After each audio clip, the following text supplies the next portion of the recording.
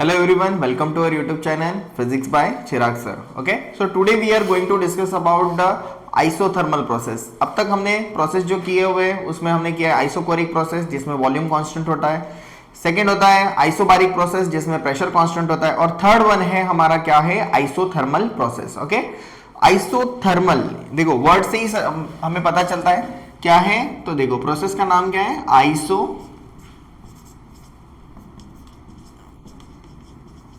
Isothermal. तो isothermal, thermal का meaning होता है टेम्परेचर इज कांस्टेंट. ओके, तो अगर कोई चीज कांस्टेंट है, चेंज ही नहीं हो रही है, तो उसका चेंज क्या आएगा, जीरो. ओके, मतलब मान लो कि ये प्रोसेस में क्या है आइसोथर्मल. थर्मल मतलब क्या हो जाएगा, तो हीट, टेम्परेचर. ओके, तो जैसे कि चेंज ऑफ टेम्परेचर क्या होगा इसमें, जीरो, क्योंकि ये टेम्परेचर क्या है, कांस्टेंट. मान लो इनिशियल स्टार्टिंग में अगर टेम्परेचर है 15 डिग्री केल्विन. ओके, और अगर दूसरे टाइम में भी कितना है, 15 डिग्री केल्विन ही है, तो ये दोनों का जो प्रेशर आएगा, so that is nothing but your delta T. So delta T क्या हो जाएगा आपका, डेल्टा टी बन जाएगा जीरो. तो change of temperature will become zero. So हम ये प्रोसेस को क्या कह सकते हैं, आइसोथर्मल प्रोसेस. अभी आप कहोगे सर कि टेम्परेचर चेंज नहीं होना करना है आपको, और आपको उसको हीट भी करना है, तो ये पॉसिबल है क्या.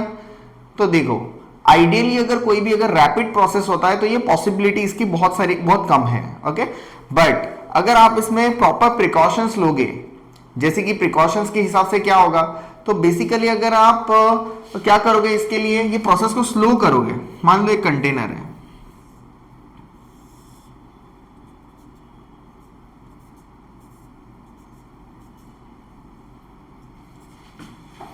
अभी इसको हम हीट कर रहे हैं.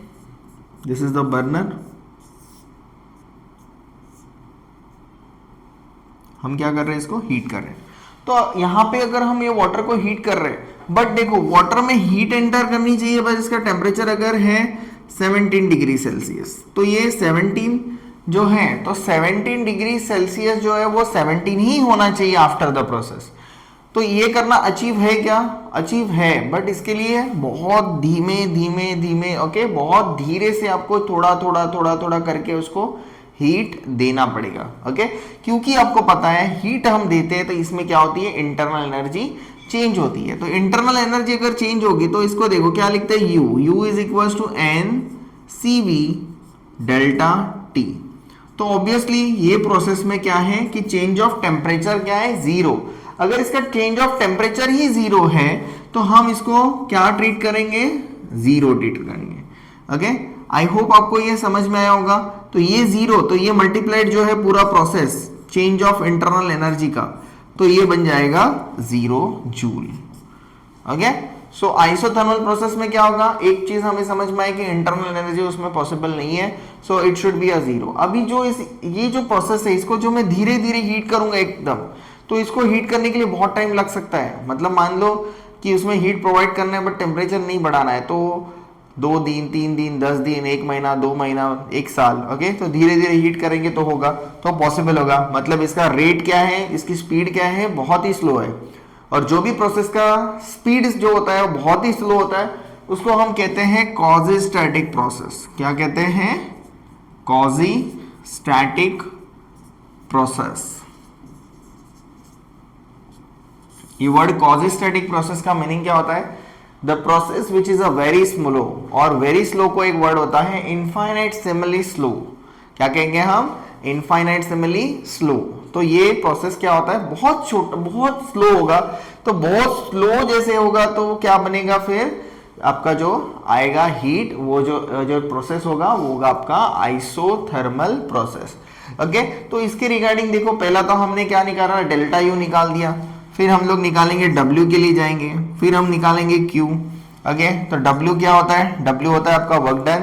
Q क्या होता है, Q is nothing but what your, Q क्या होगा, हीट. ओके, सो ये हीट होगा. तो ये फर्स्ट लॉ ऑफ थर्मोडायनेमिक्स से के हिसाब से कैसे काम करेगा ये हमें फाइंड आउट करना है.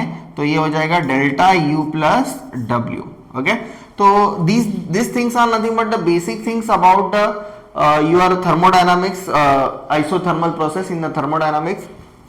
देखो अभी मान लो कि मैं अगर आइडियल गैस इक्वेशन अगर सिलेक्ट करता हूं तो मैंने क्या कहा होता है, आइडियल गैस सिलेक्शन क्या होता है, PV is equal to what, n R T, और टेम्परेचर किस में होता है, टेम्परेचर होता है केल्विन के अंदर।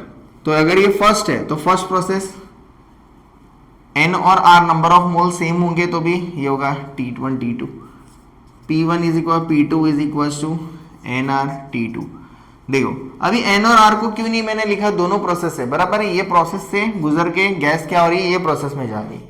बट मान लो ये है आइसोथर्मल प्रोसेस, तो अगर ये दोनों इसमें जो चेंजेस आएंगे टेम्परेचर में वो तो दोनों इक्वल रहेंगे T1 और T2, और T1 और T2 अगर इक्वल है तो क्या हो जाएगा, कट हो जाएगा, कट हो जाएगा तो इसका चेंज क्या आएगा, जीरो। तो देखो मतलब ये भी कांस्टेंट हो गया, ये भी कांस्टेंट हो गया और ये भी कांस्टेंट हो गया, इसमें भी ये भी कांस्टेंट, ये भी कांस्टेंट और ये भी कांस्टेंट। तो हमारा इक्वेशन क्या मिलेगा, P1 V1 is equals to what, P2 V2।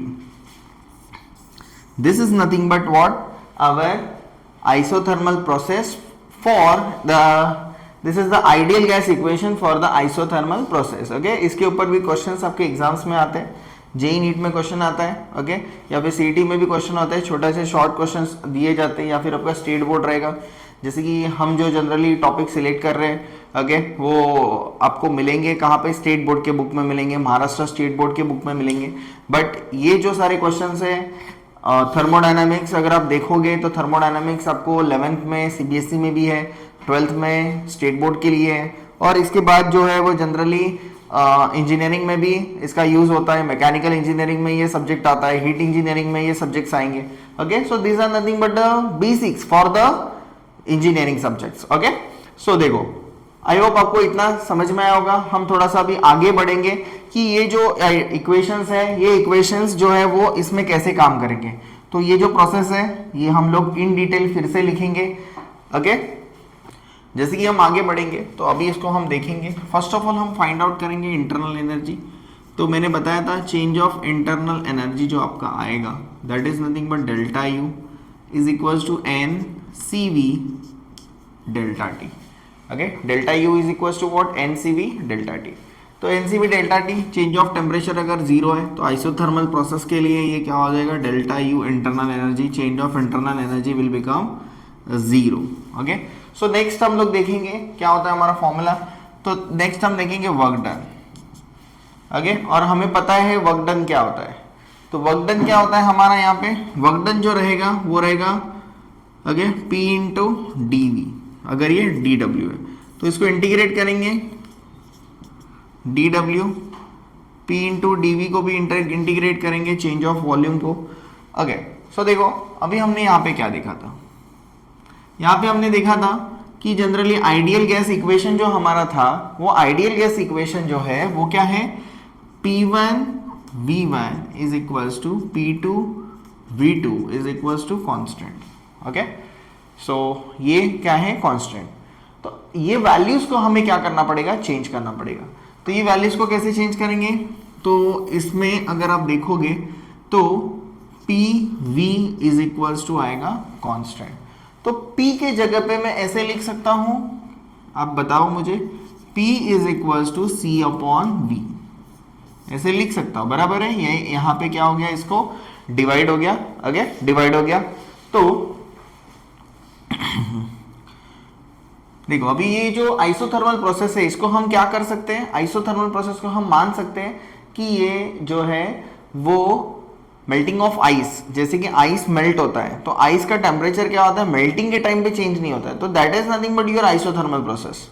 Okay ये मैं साइड में थोड़ा सा बता देता हूं, जैसे कि मेल्ट हो रहा है आइस, आइस भी 0 डिग्री सेल्सियस पे है और जो वाटर है, आइस जो वाटर में कन्वर्ट हो रहा है वो भी 0 डिग्री सेल्सियस पे, लेकिन दोनों में डिफरेंस क्या है, इसके पास लेटेंट हीट है, ये लेटेंट हीट इसमें यूज हो गई बॉन्ड्स को ब्रेक करने के लिए। तो ये जो प्रोसेस है यहां से यहां तक, यहां से यहां तक का, ओके वो कौन सा हो जाएगा, that is nothing but your isothermal process. Okay so naturally भी एग्जिस्ट करते हैं बट बहुत कम प्रोसेस होते हैं जो परफेक्टली आइसोथर्मल प्रोसेस आपको देंगे।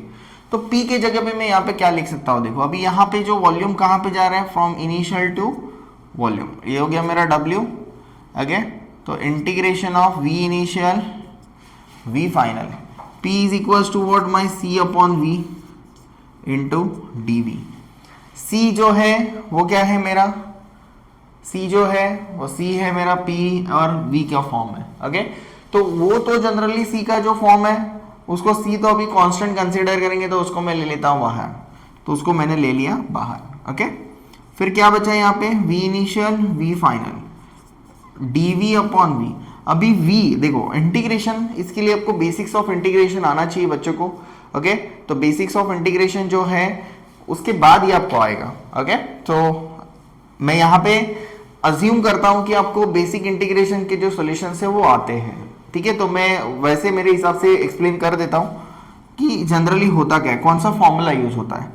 इंटीग्रेशन ऑफ, देख integration of dx upon x अगर है तो इसका जब भी डेरिवेटिव, ध्यान से सुनना, डिफरेंशिएशन और डेरिवेटिव इसका अगर ऊपर है तो ये बन जाता है ln of x, ln of this plus constant. This is your formula. Okay, so same formula we are going to apply here. So we will get the c is equals to integration of v initial and v final dv is equals to, sorry, we have to put the integration, so ln of v, upper limit is v final and lower limit is v initial plus constant, constant is already is present. Okay, so अभी हम यहाँ पे लिखेंगे, मैं side में ही लिखता हूँ, ये साइड में। सो देखो इसको मैं कंटिन्यू कर रहा हूँ, this is the continue over here. So we are getting what is equals to ln of v, तो ln ऑफ vf डालो। अभी देखो मैं यहाँ पे लिख सकता हूँ c की वैल्यू, मैं c की वैल्यू लिख देता हूँ, जैसे कि मैं लिख देता हूँ p1 v1, तो ये बन जाएगा ln ऑफ vf, कोई भी ले लो, pv ले लो, कौन सा भी ले लो, minus ln of v initial. Okay, अगर इसको मैं कांस्टेंट निकालता हूं तो ये क्या बनेगा, ln, अगर देखो मैं इसको अगर कांस्टेंट निकालता हूं, ln को बाहर निकाला तो log का भी एक क्या होता है, प्रॉपर्टी होता है। क्या होता है प्रॉपर्टी, जैसे कि log m plus log n, बाहर निकाल दिए इसको तो बन जाएगा log of m upon, sorry minus है तो माइनस में log अपॉन n। ओके, तो ये चीजें जनरली होती है, इसमें बाहर निकलेगा तो क्या बनेगा, ये बन जाएगा vf अपॉन vi। चलो अभी मान लो ये है वर्क डन का फॉर्मूला, किसका है, वर्क डन, ww लिखना भूलना मत, ये ww लिखना पड़ेगा हमें। Okay, so pv is equals to what, pv is equals to what, यहाँ पे लिखता हूँ pv is equals to what, pv is equals to nRT। This is called as ideal gas equation. तो आप pv की जगह पे nRT को लिख सकते हो यहाँ पे, nRT इनिशियल और final temperature same, ln of vf upon v1। This is your what, work done. ये आपका बन गया वर्क डन। ओके, ये आपका है वर्क डन।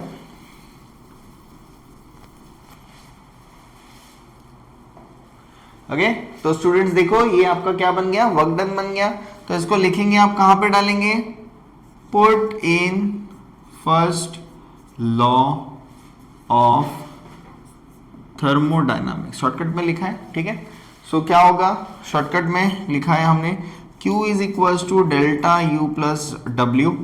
तो Q मैंने लिख दिया, डेल्टा यू लिखना है हमें। What is a Q, Q is nothing but what, the heat, उसका ही फॉर्मूला हमें निकालना है।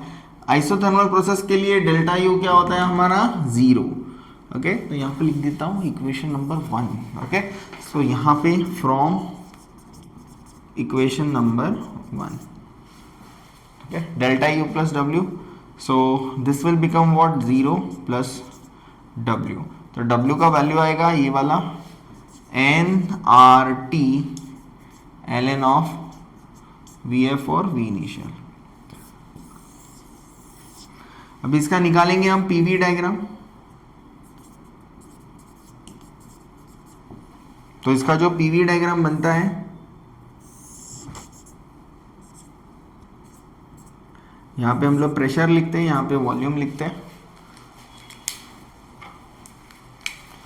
तो इसका नेचर ये डायरेक्शन में है। ओके, सो इसका रहेगा 1 प्रोसेस एंड ये 2। तो ग्राफ का स्लोप देखो ये फॉर्म में आएगा, क्योंकि दोनों भी क्या है, प्रोपोर्शनल है। ओके, सो ये जो पीवी डायग्राम बनती है, ये हर एक जो आपकी प्रोसेस होगी तो प्रोसेस के हिसाब से बनेगी। ओके, तो ये प्रोसेस के हिसाब से रहेगा। इसके लिए आपको क्या करना पड़ेगा, तो पीवी डायग्राम जो है उसका नेचर आपको याद रखना होगा। ओके, नहीं तो डायरेक्ट करोगे तो नहीं। देखो जैसे पीवी डायग्राम होता है, वैसे थर्मोडायनामिक्स में अगर आप मैकेनिकल इंजीनियरिंग के स्टूडेंट हो तो वहाँ पे एचपी डायग्राम होता है, टीएस डायग्राम होता है। ओके, तो ऐसे अलग अलग फॉर्मेट में क्या होते हैं, डायग्राम्स होते हैं और उसके ग्राफ्स होते हैं। उसको कहा जाता है मॉलियर चार्ट। उसको देखते हैं हम मॉलियर चार्ट से। अगे मॉलियर चार्ट एक बड़ा सा चार्ट होता है, रेफ्रिजरेशन साइकिल का भी उसमें एक कंसेप्ट आता है। तो उसमें अलग अलग क्या होते हैं, वेरिएबल्स होते हैं, और उससे हम स्टडी करते हैं इंजन की परफॉर्मेंस के हिसाब से। ओके, सो यहाँ पे आपको समझ में आया होगा कि आइसोथर्मल प्रोसेस क्या है। जैसे कि हमने पहले इंटरनल एनर्जी निकाला, फिर हमने वर्क डन निकाला। तो यहाँ पे आप लिख सकते हो टू फाइंड वर्क डन, ये निकाला हमने। फिर हमने निकाला है यहाँ पे dw वर्क डन निकाला, फिर w निकाला यहाँ पे c/v, तो इसका फॉर्मूला है। ओके, फिर कंटिन्यूएशन में ये जो बाजू में जितना जो हमें चीज़ें लग रही है मैंने वो साइड में लिखी हुई है, इसका फॉर्मूला लिखा हुआ है इंटीग्रेशन का। अगर आपको नहीं समझ में आता है तो मैंने आपके लिए एक फॉर्मूला भी लिखा है, इसको एरो करके ऊपर दिखाया था मैंने। ओके, ऊपर डेरिवेटिव होगा, फिर हमने ये सॉल्व किया। तो देखो मैंने मेरा ट्राई किया है कि आपको बहुत ही बेसिक तरीके से आपको समझ में आए और डेरिवेशन अच्छे से ध्यान में रहे। ओके, तो अगर आपको कुछ डाउट है आइसोथर्मल प्रोसेस के रिगार्डिंग तो आप कमेंट बॉक्स में ज़रूर पूछना और मैं उसके आंसर्स आपको दूंगा।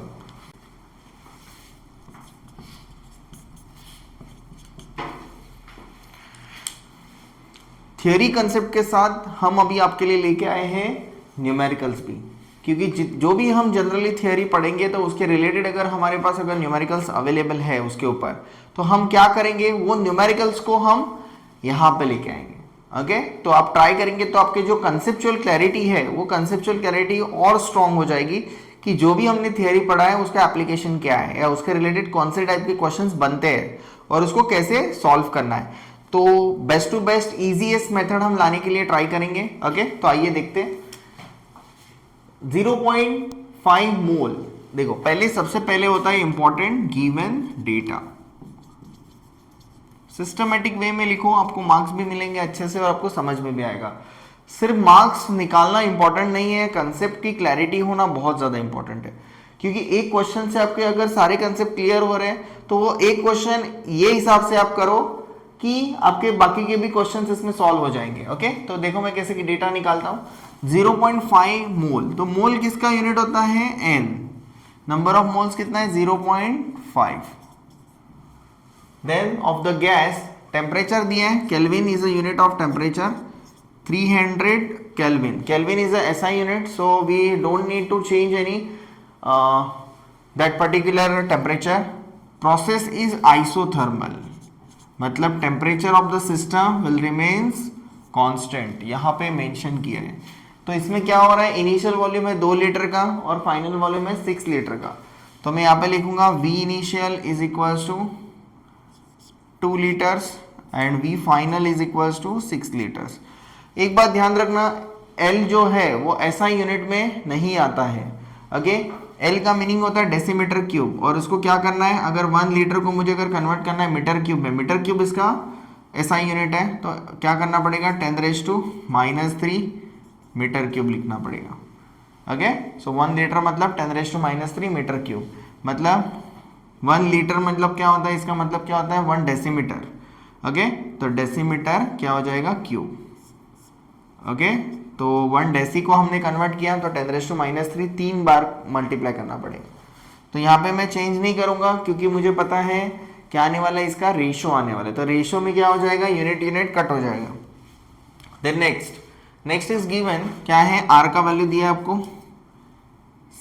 8.319, it is called as universal gas constant. Unit के साथ लिखना है joule per mole kelvin, okay, per kelvin. Okay, तो हमारा ये गिवन डेटा आया। What is the work done by the gas, क्या लिखा है, what is the work done by the gas. देखो मैं फिर से क्वेश्चन पढ़ता हूं। 0.5 mole of gas at 300 kelvin expands isothermally from an initial volume of 2 litre से बढ़ के कितना हो रहा है, 6 लीटर का वॉल्यूम बना रहे हो। What is the work done by the gas. मान लो यहां पे हमारे पास है पिस्टन। अभी ये पिस्टन और सिलेंडर अरेंजमेंट होगा। यहाँ पे इनिशियल इसका जो वॉल्यूम है that is nothing but the 2 litre, और ये वॉल्यूम एक्सपांड हो रहा है, वो बन रहा है 6 लीटर्स, ओके। सो ये जब बाहर जाएगा तो एक्सपांड होगा अंदर, तो एक्सपांड होगा, ओके। तो कितना वर्क डन आएगा, इसको कितना वर्क डन मिलेगा, क्योंकि एक्सपांशन हो रहा है तो ऑब्वियसली वर्क जनरेट करेगा, तो वर्क डन कितना होगा वो हमें फाइंड आउट करना है। सो W is equals to what, question mark, और क्या लिखा है, how much heat is supplied to the gas.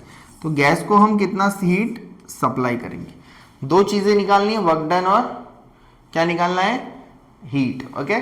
सो यहां से हम स्टार्ट करते हैं सोल्यूशन, ओके। तो सबसे पहले हम देखेंगे कि हमें निकालना क्या है, तो हमें वर्क डन निकालना है और Q का वैल्यू निकालना है। एक बात बता दूं आपको, यहाँ पे जो है delta U is equals to 0, क्योंकि प्रोसेस है आइसोथर्मल, ओके। देन नेक्स्ट, अभी हम वर्क डन निकालेंगे। Work done is given by किसके लिए, आइसोथर्मल। हर एक प्रोसेस का वर्क डन का फॉर्मूला क्या होता है, डिफरेंट होता है, कुछ चेंजेस होते हैं इसमें। तो हमने, आप वीडियो को बैक करके देख सकते हो कि इसके चेंजेस क्या है, ओके। तो इसका जो फॉर्मूला अब हमें मिला था, हमने डिराइव किया था NRTLN, okay, V final upon V initial, ये हमारा फॉर्मूला था।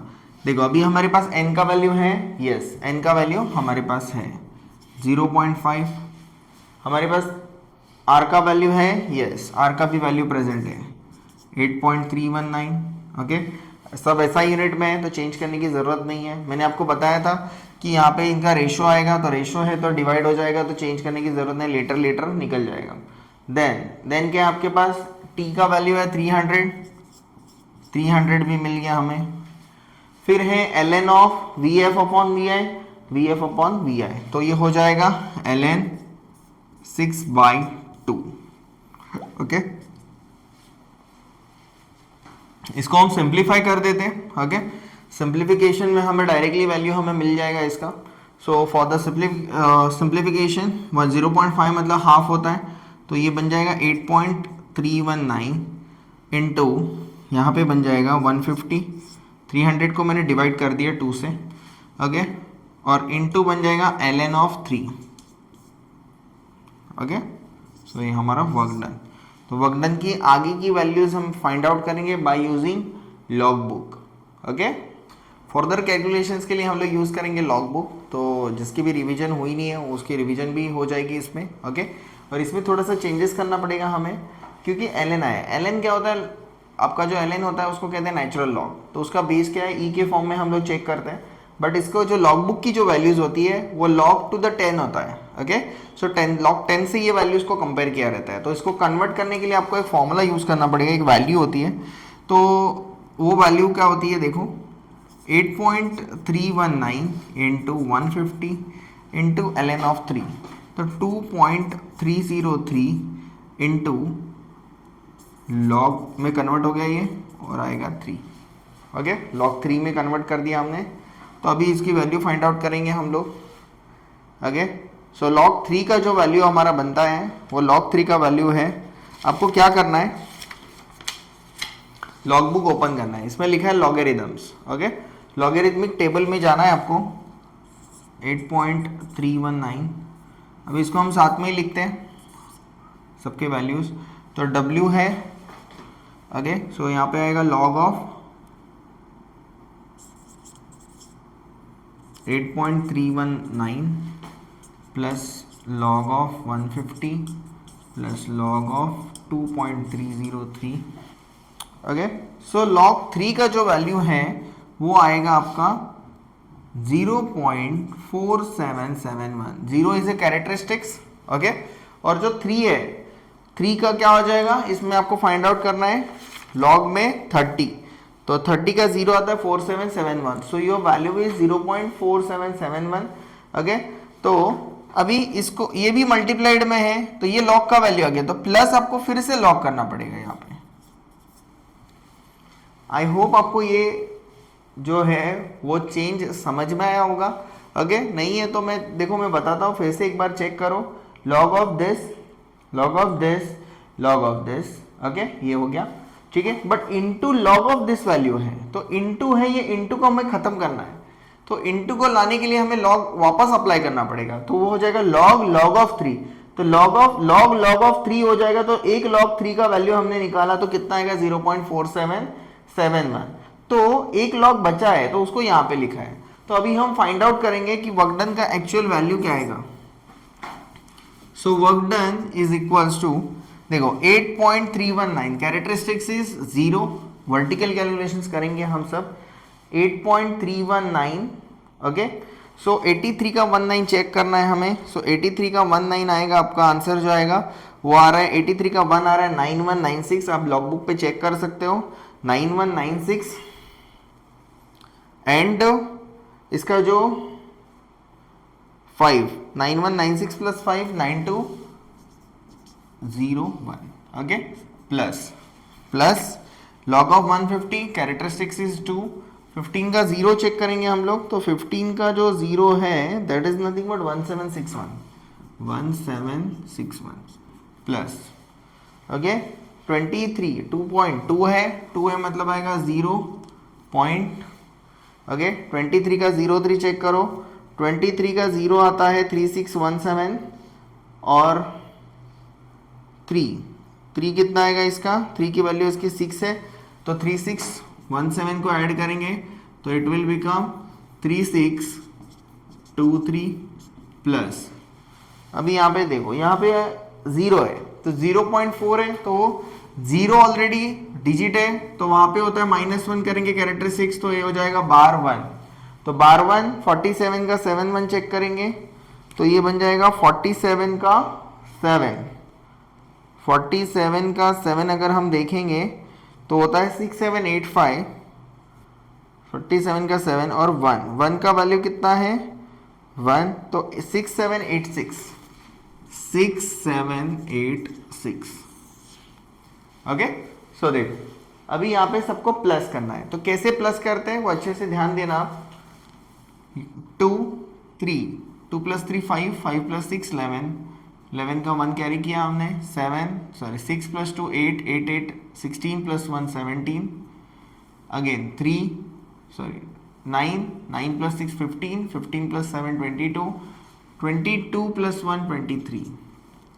ओके, सो 2 ऐड हो जाएगा यहाँ पे, 9 plus 1 10 plus 3 13 plus 6 is 19 plus 2 21, तो ये बन जाएगा 21, ये पॉइंट के नीचे पॉइंट, और ये बन जाएगा 2, तो यहाँ पे बनेगा 2 प्लस 2, और यहाँ पे 1 बार है मतलब यहाँ पे करना है आपको -1, तो 2 प्लस 2 हो जाएगा 4, और ये -1 हो जाएगा 3, तो हमें क्या करना पड़ेगा, एंटी लॉग लेना पड़ेगा, तो your anti log is maintain size 3, तो 1371 का एंटी लॉग चेक करेंगे हम, पेज टर्न करना है आपको, एंटी लॉग कितना आएगा 0.1371, 0.13 का 7 अगर जाएगा तो 0.13 का 7 का वैल्यू है 1371, यही वैल्यू आ रहा है 1371 का 1, तो 1 का वैल्यू 0, तो हमारा आंसर जो आ रहा है 1371। अगे 3 के बाद है तो 1 2 3 4, तो ये आएगा जूल, तो 4 के बाद mantissa's nothing but what, digit is equal to mantissa plus 1, तो 4 आ जाएगा, तो 4 है तो यहाँ पे आएगा work done is equal to 137, तो 1.3 0.371 kilo joule is your work done for this process. Okay, so हमें क्या फाइंड आउट करना है, देखो वर्क डन हो गया हमारा, तो work done is 1.371। Then Q का वैल्यू क्या रहेगा, तो देखो by first law of thermodynamics, okay, by first law of thermodynamics delta Q delta U plus W डाल दो, डेल्टा यू का वैल्यू 0 होता है तो आएगा वर्क डन, तो Q is equal to what W, so W क्या रहेगा आपका, वैल्यू क्या है W का 1.371 kilo joule. Okay, so the heat is, okay, क्या पूछा है आपको, क्या पूछा था, how much heat is supplied to the gas, तो लिखने का heat supplied to gas is 1.371 kilo joule. Okay, so देखो ये जो वैल्यू है ये हमने फाइंड आउट किया, यहाँ पे भी आपको स्टेटमेंट लिखना है, बट ड्यू टू दिस